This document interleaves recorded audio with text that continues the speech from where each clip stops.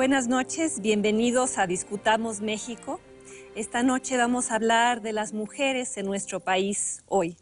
Y para ello hemos invitado a mujeres prominentes de la vida pública en México, mujeres que pisan fuerte, que han dejado una buena huella, amigas, colaboradoras. Marta Lamas, prominente feminista, escritora, activista, defensora de las mejores causas. Marta, buenas noches. Hola, Denise. Gracias por la invitación. Patricia Mercado, prominente política, candidata a la presidencia de la República, que ha abierto brecha para muchas mujeres en la política. Buenas noches, Patricia.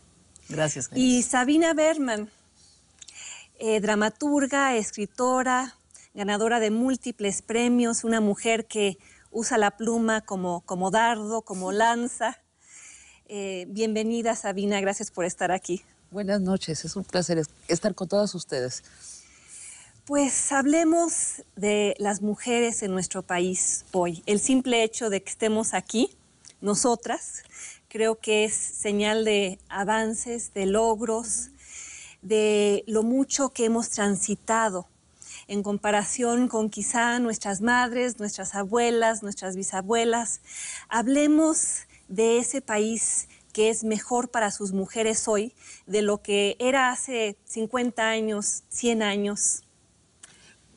Bueno, creo que para medir el avance de las mujeres habría que hablar de ciertos eventos distintos en una mujer en 1910 y una mujer en 2010. Por ejemplo, hablemos del voto.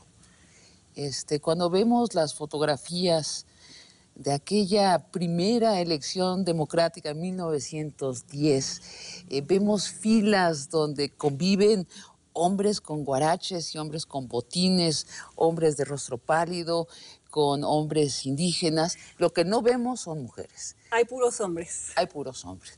Cuando las mujeres empiezan a votar en este país en 1953. Y ahora son más de la mitad del electorado, ¿no?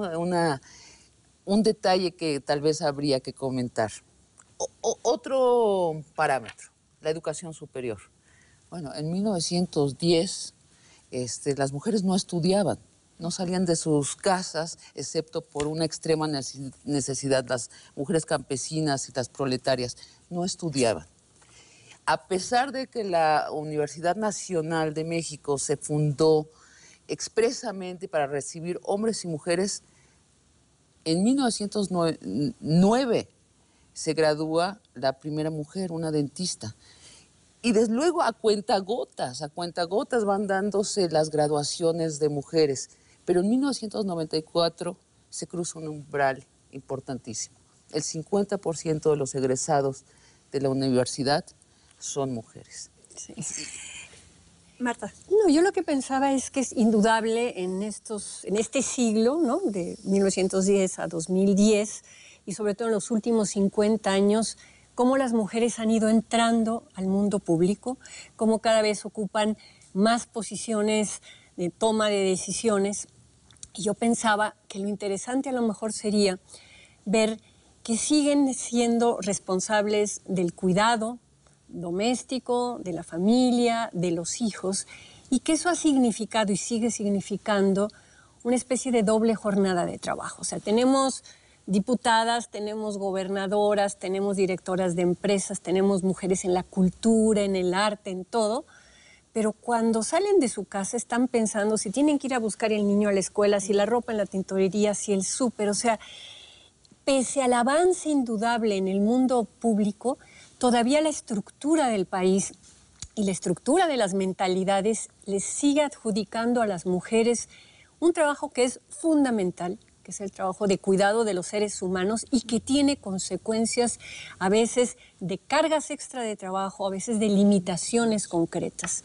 Entonces, el tema, digamos, de esta separación privado-público y el tema de las diferenciaciones de clase y de edad entre las mujeres sí nos llevaría a ir como tratando de fijar en el caso específico de las que viven más en el campo, a diferencia de las que viven más en la ciudad, de las chicas jóvenes que están en otra lógica en este momento.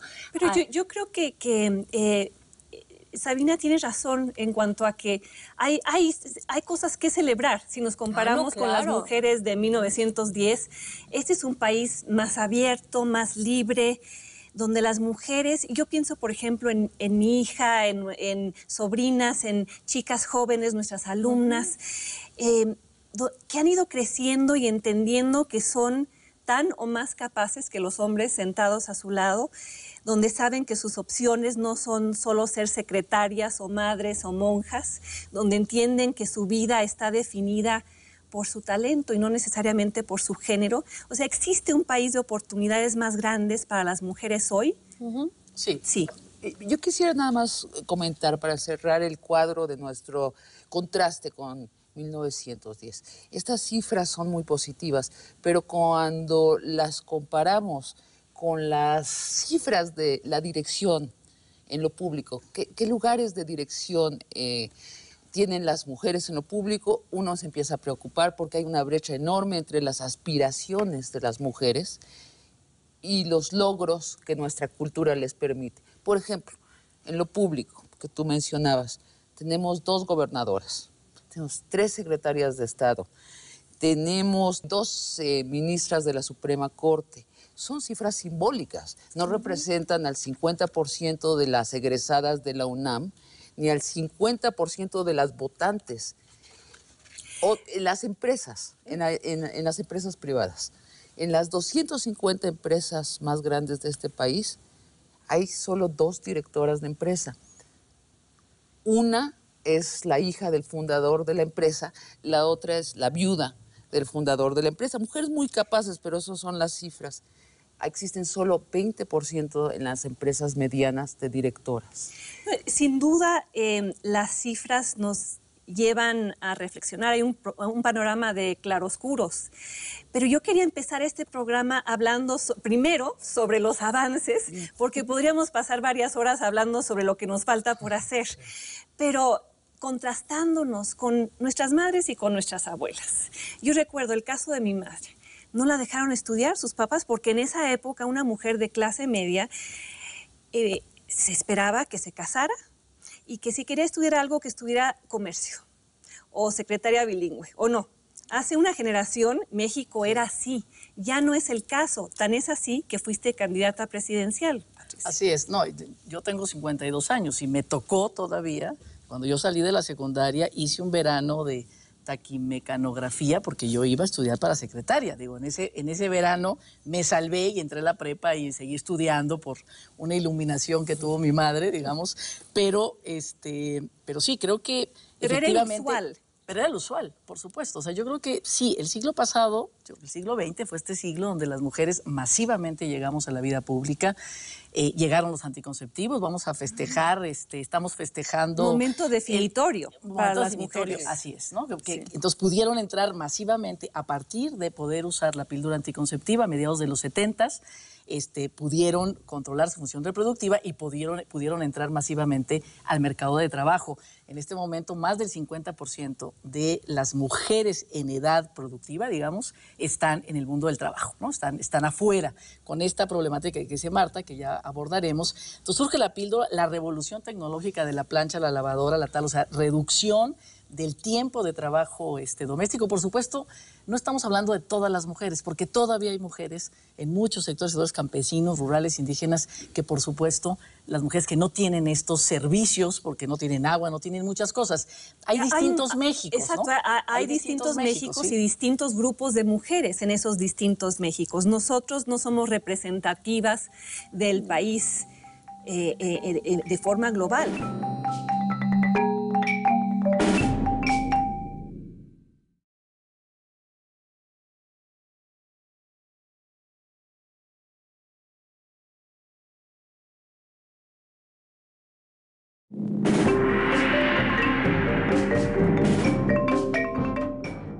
Entonces surge la píldora, la revolución tecnológica de la plancha, la lavadora, la tal, o sea, reducción del tiempo de trabajo doméstico. Por supuesto, no estamos hablando de todas las mujeres.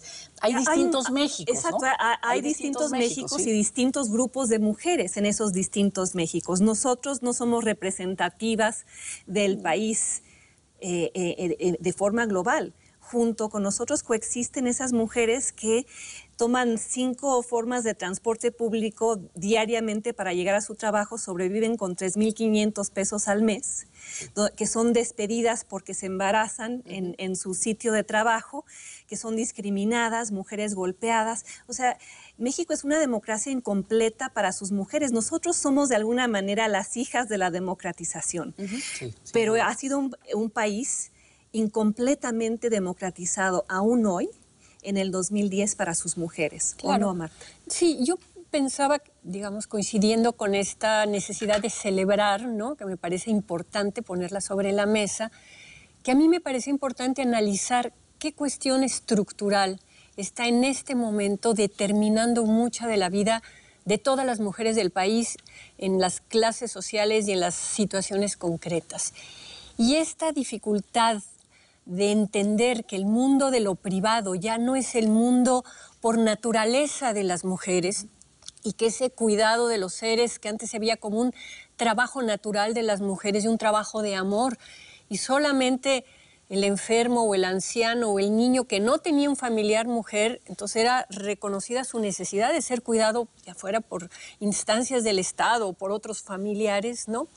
Eso me parece que es ahorita como el problema de fondo que ya se está empezando a reconocer. Hace muy poco vino Rebeca Greenspan del PNUD con un representante de la Organización Internacional del Trabajo y la directora o presidenta del Instituto Nacional de las Mujeres, hablar del tema conciliación, trabajo, familia.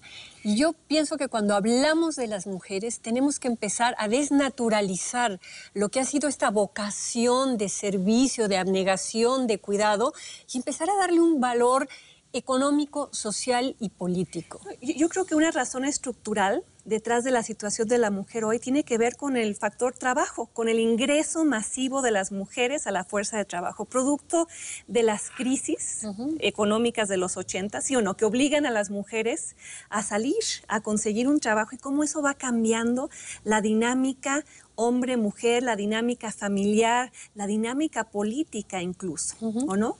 Sí. Y también por lo que decía Sabina de la educación, si tú tienes durante los 60 y los 70 un ingreso de mujeres a la universidad, saliendo de la universidad muchas no se querían regresar a sus casas a cocinar y a planchar. No, hoy entonces 52% de las mujeres de este país pueblan las aulas universitarias, ¿no? Sí, o sea, es una cifra mucho mayor que hace 50 años, por ejemplo. Yo creo que aspiracionalmente ya somos una cultura democrática en cuanto a género. No en realidad, ¿no? Y la brecha y los porqués sería interesante platicarlo. Pero ya en el radio mexicano, en la televisión mexicana, ya no se oyen las cosas que se oían hace 10, 15 años. De calladita te ves más bonita, por ejemplo. Los estereotipos que se entraban constantemente. La mujer trabajadora debería estar o loca o ser una marimacha, era siempre una excepción. Se ha borrado aspiracionalmente, ya estamos en la democracia.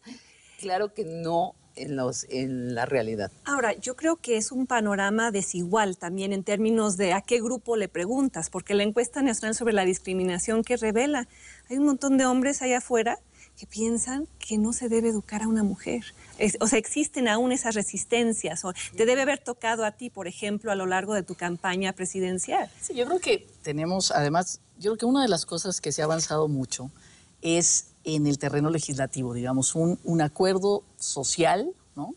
Que se expresa en el terreno legislativo, es una constitución que reconoce la igualdad, que reconoce la no discriminación.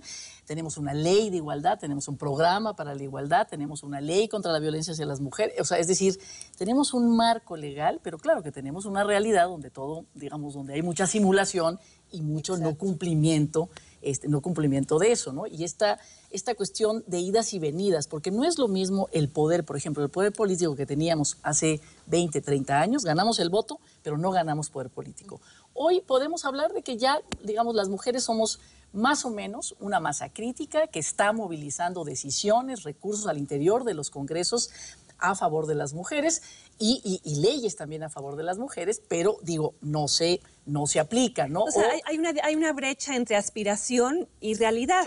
Y hay una mistificación. O sea, ustedes hace unos días vimos lo que fue el Día de la Madre, es decir, hace unos años, pues el Día de la Madre tú le festejabas a tu mamá, pero no se paraba la ciudad, ni las oficinas daban el día libre, ni cerraban. Es decir, ¿y a qué responde esta mistificación? Porque yo quisiera ver si con el Día del Padre ocurre lo mismo. Y el hecho de que no ocurra, digamos, en términos simbólicos, sí tiene que ver con socavar, ¿no? Esta nueva figura femenina, igualitaria, equitativa con el hombre. Ahí se está confirmando simbólicamente que la maternidad sigue siendo mucho más importante y definitoria en la vida de una mujer y de la construcción de su feminidad que lo que es en el caso de los hombres la paternidad. Entonces, digamos, yo comparto lo que se dice aquí en la mesa, pero así insisto y insisto que es muy importante empezar a desarmar o desconstruir este tipo de mistificaciones, porque si bien tenemos esa legislación pareja, si bien vemos los avances, el que se siga apostando a que las mujeres son realizadas como mujeres en la maternidad y a que todo circule ahí, tiene consecuencias concretas. Patricia y yo venimos hace años hablando de horarios escolares compatibles con horarios laborales, ¿no? Que es una cosa que serviría para modificar estructuralmente muchas cuestiones. Pero yo, cuando edité estos libros de gritos y susurros en el que todas colaboraron, varias de mis alumnas, chicas de 20 años, su reacción ante estos libros, que eran libros de nuestra generación, hablando de nuestras sorpresas, nuestras batallas, muchas de estas chicas jóvenes me dijeron, es que no me veo ahí. Esos libros no me hablan a mí, porque de alguna manera sí hemos pavimentado el camino para las que vienen detrás, ¿sí o no? O sea, tan es así que se da la despenalización del aborto en el Distrito Federal. O sea, el México de hoy sí es distinto para sus mujeres al de... al 1910. Incluso hace 30 años, ¿o no? Ahora, queda mucho por hacer y a mí me gustaría que habláramos de los obstáculos, las otras mujeres, lo que falta por hacer, porque a pesar de lo que sí podemos celebrar, la escolaridad, el ingreso a la vida pública, la presencia de las mujeres en el mercado laboral, la despenalización del aborto, la lucha de alguna manera exitosa por reivindicar nuestros derechos que se traduce en leyes, ¿por qué seguimos siendo un país que exalta a las mujeres el Día de las Madres, pero en el que 2/3 partes de las mujeres se declaran víctimas de la violencia doméstica, o donde muchas mujeres, yo lo veo en el ITAM, cada vez que hay una crisis económica, baja la matrícula de inscripción. Los padres sacan a sus hijas primero. O sea, hablemos de ese otro México, del México de aspiraciones incumplidas para sus mujeres. Sí, mira, yo creo que hay, como tú decías, creo que se ha normalizado, digamos, algunas de las cuestiones y hemos perdido también como la audacia, o socialmente se ha perdido como esa audacia que tuvo el movimiento de mujeres desde las sufragistas y después estos primeros, a principios de los 70, digamos, del nuevo movimiento feminista de mujeres en México, y hemos tenido ahí como una parada de que todo está normalizado, digamos. Ahora sentimos que ya llegamos. Exactamente, sí. ¿No? Hasta hay un anticonceptivo, digamos, el anillo vaginal ahora, sí, que ni siquiera llegas a la menstruación, o sea, puedes pasar, entonces ya no hay el cambio hormonal, o sea, es decir, y la píldora al día siguiente, que ya forma parte del cuadro básico de salud. Que es una píldora totalmente legal, una relación sexual mal, digamos, mal cuidada, puedes inmediatamente evitar un embarazo. Entonces, claro, las jóvenes están viviendo una realidad donde han normalizado algunas cosas y todavía, digamos, como entran más tarde al mercado de trabajo, que como yo empecé a trabajar a los 18 años, las jóvenes en este momento, digamos, en general las jóvenes Yo digo que no estamos hablando de todas porque hay algunas que entran a los 12, ¿verdad? Pero digamos, entran más tarde al mercado de trabajo, no se enfrentan a esos techos de cristal, ¿verdad? Exacto, que quieren avanzar, o al hostigamiento sexual para poder tener una mejor promoción o poder ir a estudiar una maestría y seguir trabajando. No se enfrentan a eso hasta más tarde y hemos dejado ahí como muchos huecos y no ha habido una renovación también en el discurso y en la propuesta y en el activismo de las mujeres por estas cosas que todavía faltan, me parece. Yo digo que hoy en día las mujeres se vuelven feministas a los 40 años. Claro, después de que tienen hijos. Sí, claro.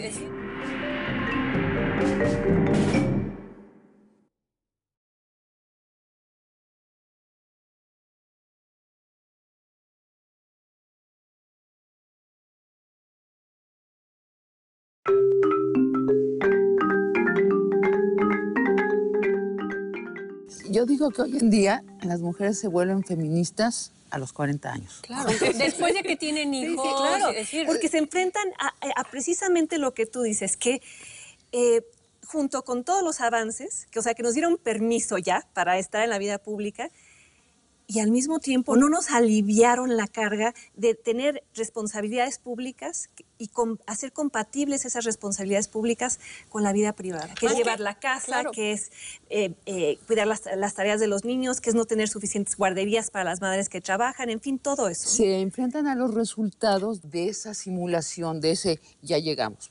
Marina Castañeda, la doctora Marina Castañeda, en su libro El machismo invisible, habla del encuentro con ese engaño. Te casas, dices somos iguales, los dos trabajamos fuera de casa, hay una pequeña diferencia, yo soy la responsable de la casa, tú ayudas. Yo soy la responsable de los hijos, tú ayudas.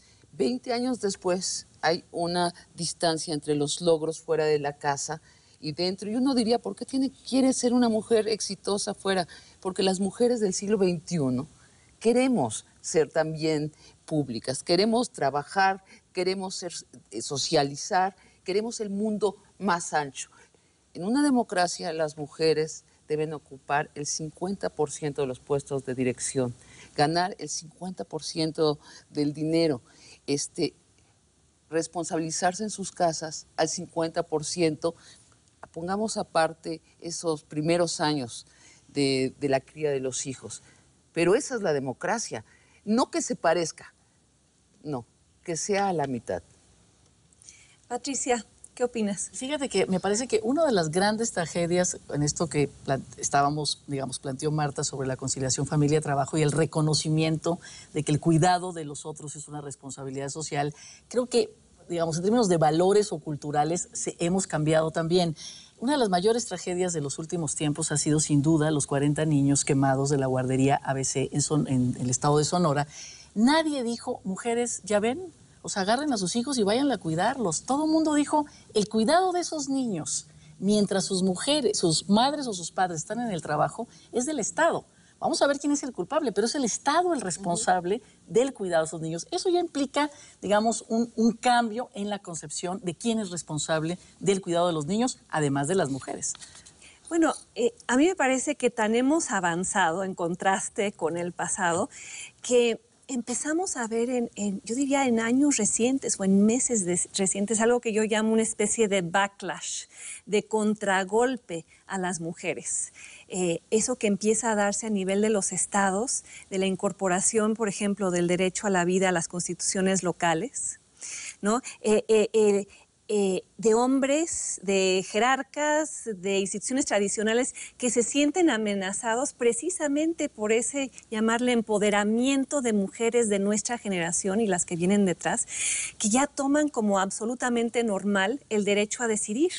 Pero hay sectores de esta sociedad que no lo ven así. Entonces, un reto es ir educando a todos esos mexicanos en torno a nuestros derechos. Yo me atrevería a decir que son sectores reaccionarios de nuestra sociedad minoritarios, pero muy activos. Y muy organizados. Y mejor organizados y muy decididos, porque tienen a Dios de su lado, presuntamente. Pero la reacción de la sociedad fue muy distinta a cuando se discutía en los años 70 el aborto en México. La reacción de la sociedad fue de inconformidad. ¿Por qué van a hacerle esto a las mujeres? Hombres y mujeres por igual escribieron, hablaron en los medios. Yo nunca escuché una defensa de estas leyes de la protección de la vida desde la concepción, es decir, antiaborto, de nadie excepto de los involucrados en crear esta ley, ¿no? Claro, pero ese es un tema que tiene, digamos, toda una posición ideológica, ¿no? Y yo sí creo que la modernidad como tendencia va a ganar, digamos, aunque en este momento haya ese escollo, ¿no? Uno voltea y ve los países que son en este momento nuestro horizonte de llegada, las democracias avanzadas en Europa, y todas tienen esa despenalización de la mano con la protección a la vida, que es un valor general sobre el cual puede haber excepciones en distintos momentos. O sea, la historia está de nuestro lado. La historia está de nuestro lado, sí, pero yo quisiera regresar un poco a lo que tú señalabas de la importancia de que se empiece a hablar de cuestiones de género, porque una de las batallas que hemos dado, ¿no?, desde distintos flancos es que se entienda que género es algo más que mujeres. Y yo creo que en este momento los desafíos no solamente están con respecto a las mujeres, yo creo que las mujeres, como aquí se ha dicho, hemos avanzado impresionante, pero hay otros grupos que viven la discriminación de género, que tienen que ver con los homosexuales, con los transexuales, con todos estos miembros del género humano que tienen diferencias en su orientación sexual, en sus prácticas, ¿verdad? Y que en este momento es un grupo que tiene muchos más desafíos, digamos, que las propias mujeres. Evidentemente en ese grupo hay mujeres, ¿no? Y yo creo que allí también se está dando un cambio muy interesante y muy moderno en, digamos, urbes, ¿no? No en el campo, pero sí en las grandes ciudades. Los jóvenes están en otra lógica y están aceptando esta diversidad sexual de una manera verdaderamente alentadora. Claro, pero hay diferencias entre las mujeres del campo y las mujeres de la ciudad, las mujeres con acceso a la educación universitaria.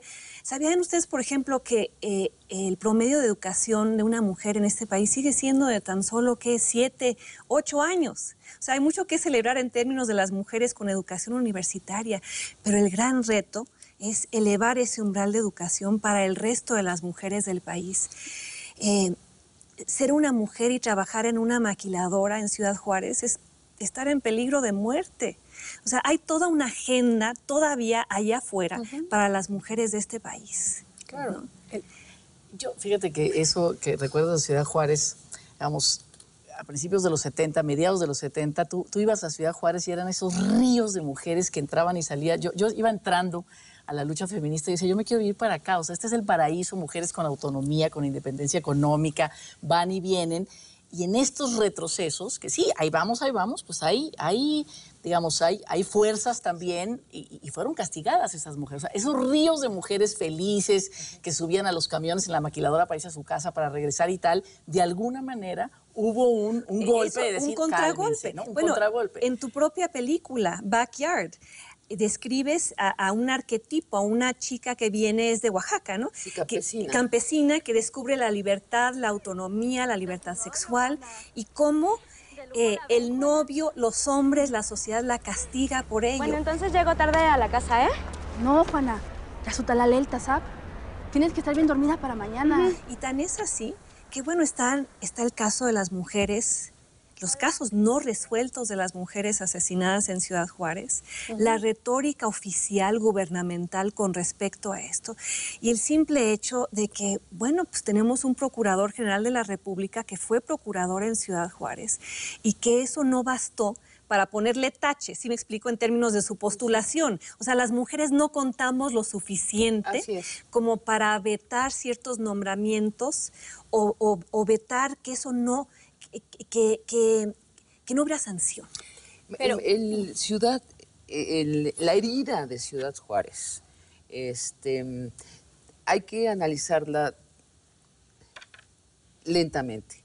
Sí muestra el machismo rampante que está todavía en los estratos de conciencia de muchos hombres mexicanos, pero también, como decías, muestra que nuestro sistema de seguridad y de justicia no funciona. Hay una máxima. Cuando una sociedad no puede garantizar la vida civilizada a sus niños y a sus mujeres, es que es una sociedad que ya no lo es, que ya no es una sociedad, está dejando de serlo. En los años 90, muchas mujeres señalamos que Juárez era un síntoma de esto. Ahora, en el 2010, podemos decir tristemente que sí. El año pasado, 2009, todavía hubieron 309 mujeres y niñas asesinadas en Juárez. Se ha generalizado la violencia y tiene mucho que ver con dejar libre este machismo, esta prepotencia, que eso es lo que es el machismo. Pero Juárez también muestra la fuerza nueva de las mujeres.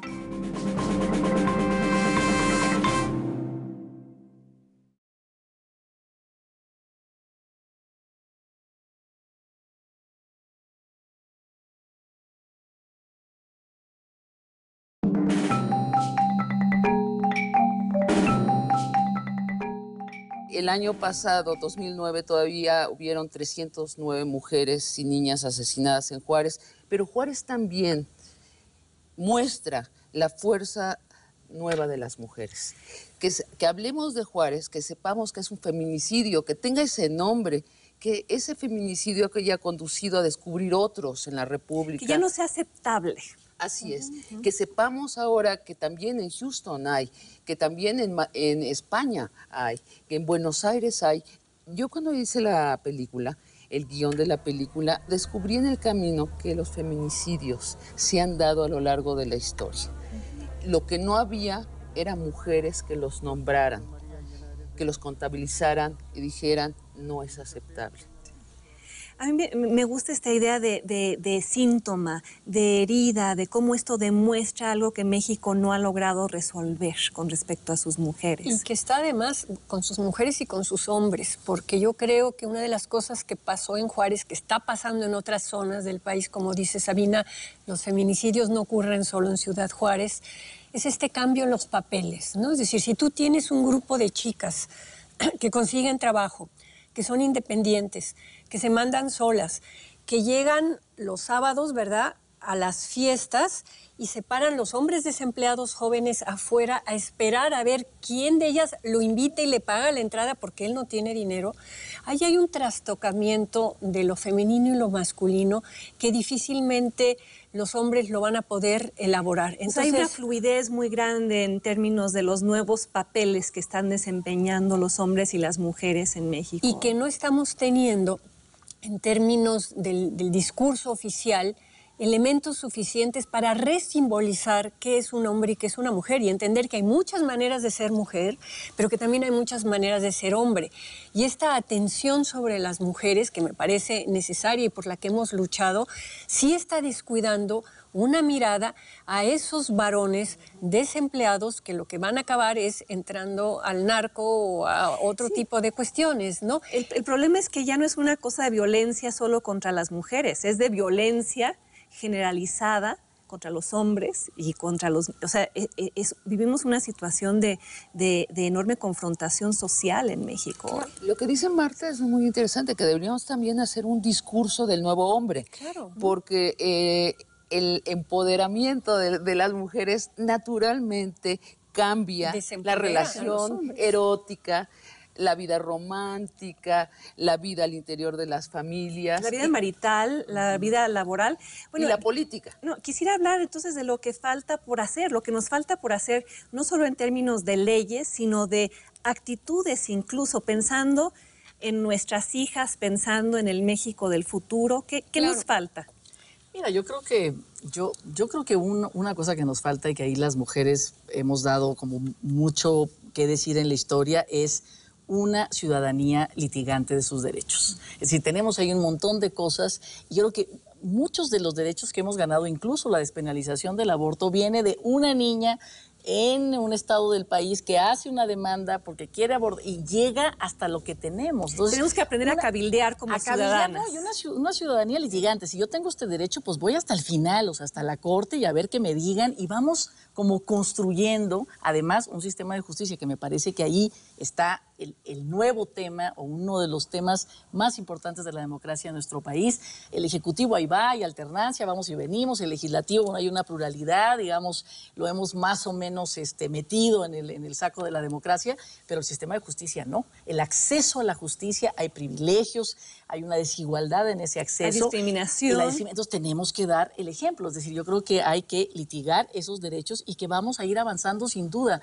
Todos los retrocesos que hay legislativos son retrocesos que se dan en la madrugada, en una semana de vacaciones, son vergonzantes. Nadie lo hace como con la frente en alto, porque efectivamente en términos de valores, en términos de cultura, eso ya está como fuera de la realidad. Bueno, pero el retroceso que se da en el caso de las famosas Juanitas. Las infames Juanitas. Las infames Juanitas, ¿no? Pero hablemos un momento, porque términos, el hecho es que se dio. Fue un escándalo público y sin embargo no logramos cambiar esa realidad de, a ver, porque quizá el público no está totalmente al tanto de lo que significa ser una Juanita en México. Sí, que la Juanita es estas diputadas, o sea, hay una ley que obliga a los partidos a poner una cierta cantidad de mujeres y de hombres, o sea, nunca un sexo exageradamente más presente que el otro sexo en las candidaturas.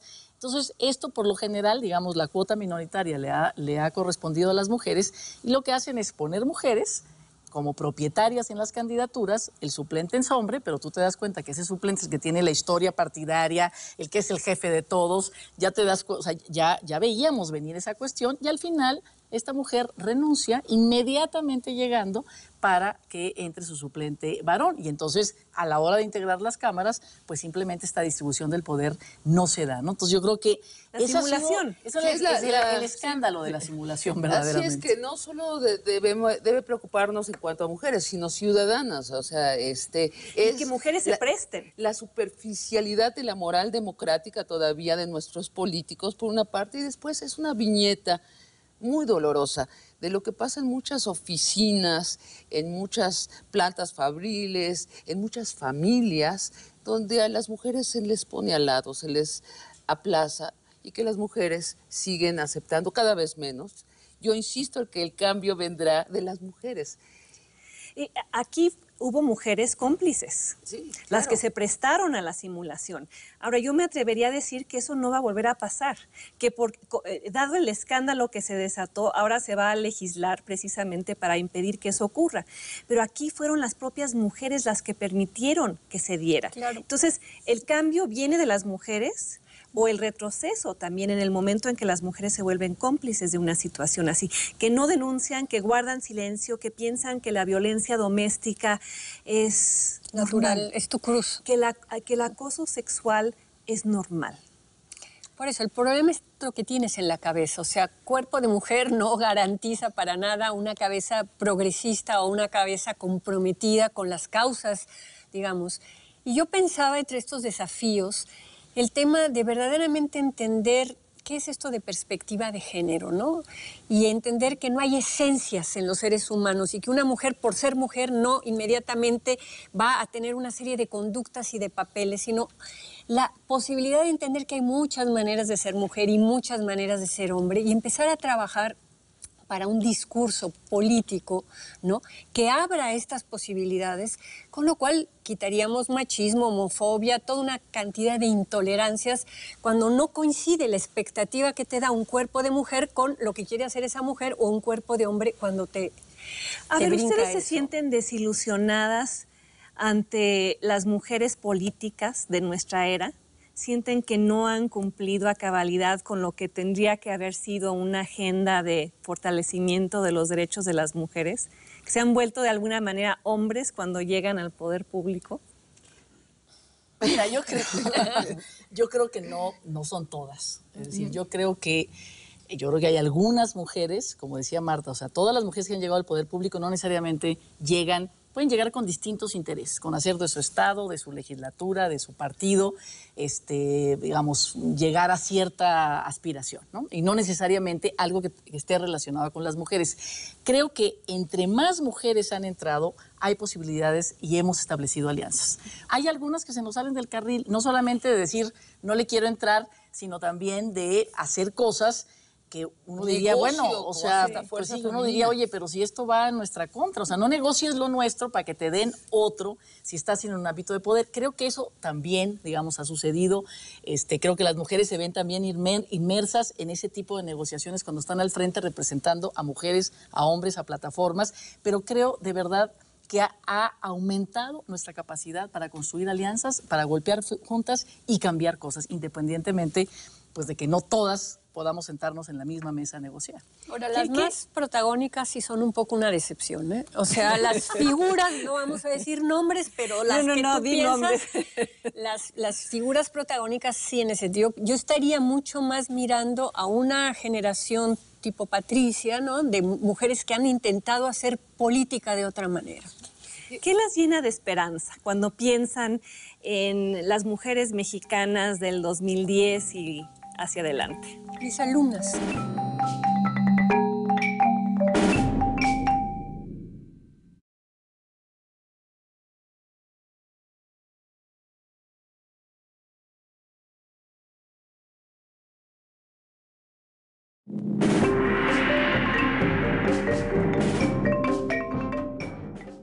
¿Qué las llena de esperanza cuando piensan en las mujeres mexicanas del 2010 y hacia adelante? Mis alumnas. Mis alumnas de la UNAM y del ITAM, ¿no? Y mis alumnos, porque también eso realmente a mí el cambio generacional me llena de esperanza. Sí creo que tienen menos prejuicios, que están más abiertos, que están más comprometidos, que entienden qué es la democracia, una cuestión benéfica para todos. A mí eso me llena de muchísima esperanza. Yo coincidiría, el cambio generacional, para lo que para nosotras era aspiracional y luchamos por ello, ya está dado para otras generaciones. Y yo creo que las mujeres debemos terminar de dar el giro en nuestra identidad para dejar de ser abnegadas, de ser la parte paciente, con gran paciencia de la población, las masoquistas biológicas, decía Freud, de la población. Debemos terminar de dar el giro y aprender a hablar por nuestros propios intereses, a ver por nuestros propios intereses lo que Marta decía, la perspectiva de género. Todo verlo con perspectiva de género. Es algo que no te abandona la perspectiva de género. El gobierno federal dice, voy a crear tantos nuevos empleos. ¿Cuántos van a ser para mujeres? Van a haber tantas nuevas escuelas, va a haber paridad para las mujeres en el ingreso. Y lo que decía Patricia, tenemos que vincular, que articular a estas mujeres que ya saben cuáles son sus intereses con la política. Las mujeres tenemos que votar por nuestros intereses, cosa que no estamos haciendo. Tenemos que exigir a cada político y política, porque como dice Marta, cuerpo de mujer no garantiza una actitud de compromiso, agendas feministas y castigar a los que traicionan esas agendas. Yo pienso, por ejemplo, en Estados Unidos, the National Organization of Women, ¿no?, que cabildea en favor de temas específicos vinculados con las mujeres. O Emily's List, que recauda fondos para candidatas mujeres y además vigila cómo votan. Creo que esa es la tarea que nos toca mirando hacia adelante. El involucramiento en agendas específicas, en legislación, o sea, el vincularnos con lo público, pero de una manera propositiva. Ya no en esa vieja lucha que ha rendido frutos para nuestras alumnas, para nuestras hijas, sino en lo que viene por delante, ¿no? Porque yo creo que la democracia es donde han progresado las mujeres y nos toca empujarla a completarse. O sea, las causas de las mujeres van a pasar por el Estado democrático o no van a pasar, pero también el Estado democrático, si no incluye las causas de las mujeres, no como las de una minoría, sino como de la mitad de la población, no será un Estado democrático. Sí, y hace tiempo, Patricia y yo venimos diciendo que las mujeres tenemos un trecho que caminar juntas antes que nuestras diferencias políticas nos separen. Entonces, esta idea de que panistas, priistas, perredistas, sin partido o no, podemos encontrar cierto tipo de ideas, causas y problemas en los cuales ir juntas antes que luego empecemos a decir, bueno, en tal punto hay tal diferencia entre tu partido, mi partido, lo que sea. Creo que ese es un mensaje importante que habría que dejar encima de la mesa. Fíjate que una de las, me parece, de los ejemplos más recientes, digamos, que creo que, que puede tener muchas repercusiones, es todas las senadoras de la República, todas, meten ahora, digamos, cuando se está discutiendo la reforma política en nuestro país, una propuesta para que en la Constitución se norme la paridad. Es decir, se reconozca que los hombres y las mujeres somos 50 y 50, las mujeres no somos una cuota política, sino que necesitamos que esta mirada y esta cultura y esta experiencia de vida que nos la ha dado la cultura de género, efectivamente no la tenemos en las hormonas, digamos, pero sí nuestra experiencia de vida llegue a los espacios donde se tome la decisión. Y además fue un acto muy bonito, o sea, se paran todas, se van todas al frente del Senado, meten esta iniciativa, las unas y las otras, con todas estas diferencias, y creo que estamos en esta cuestión. A mí esas son las cosas que me llenan de esperanza, ¿no? Como esa posibilidad de hacer acuerdos, que ya estamos más metidas, podemos conectarnos unas con otras, y sabes que también las mujeres más, no solamente las de élite, digamos, mujeres en los municipios, de veras, cada vez hay más mujeres metidas, queriendo hacer cosas, conectadas, preparándose. Sí, vamos a tener ahí una base grande. No, y yo creo que esa es una buena idea con la cual terminar el programa, que la vida de las mujeres, mirando hacia adelante, transita por la democracia.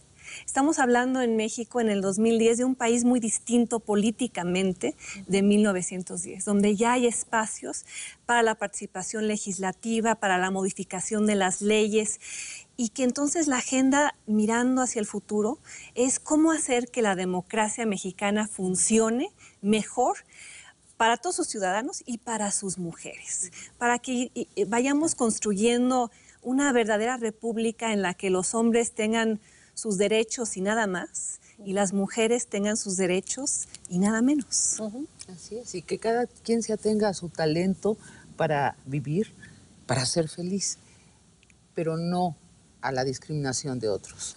Ahora surgió la red, ha surgido una red, y quiero que cada vez está más fortalecida, de mentoras y mentorandas, ¿no? Esto de tú tener a alguien a la cual preguntarle, al cual decirle, oye, voy bien, voy mal, y otra que tú la estás jalando y que le estás diciendo por dónde. O sea, estas complicidades, estas redes de mujeres, en el buen sentido, como los hombres han tenido muchos, ellos sí tienen muchísimas redes, se apoyan, hacen equipos. Nosotras hemos tenido mucha precariedad en eso. Bueno, hay que romper eso y decir, oye, pues ya estamos, vamos a apoyarnos.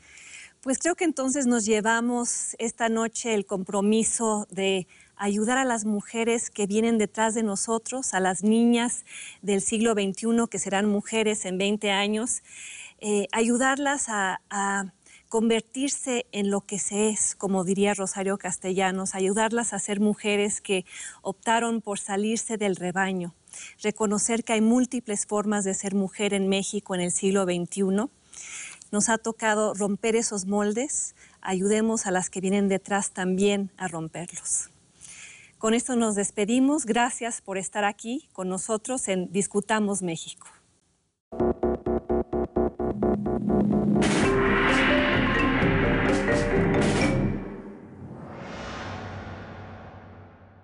Yo tengo una hija y yo creo que ha sido mi gran cómplice y me encanta cocinar y soy muy femenina.